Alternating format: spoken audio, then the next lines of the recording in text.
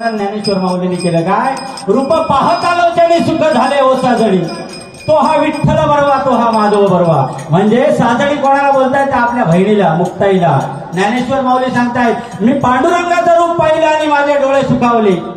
त्याच्यावर मुक्ताई विचारते, दादा तू जर सांगत असशील तो हा विठ्ठल बरवा आणि तो हा माधव बरवा, तर या कलियुगामध्ये सगळेच जण त्या परमेश्वराचं नामस्मरण का करत नाही? त्याच्यावर माऊलीने उत्तर काय दिलंय? बहुत सुकृतांची जोडी म्हणून विठ्ठली आवडी. म्हणजे तुमच्या पूर्वजन्मीचं काहीतरी पुण्य असेल तरच तुम्ही हा परमेश्वराच्या नामस्मरणामध्ये, ह्या कीर्तनामध्ये, हरिनामामध्ये आणि हरिपाठामध्ये उतरणार. हे कोणाचंही काम नाही. कुठेतरी तुमच्या पूर्वजन्मीची पुण्याई.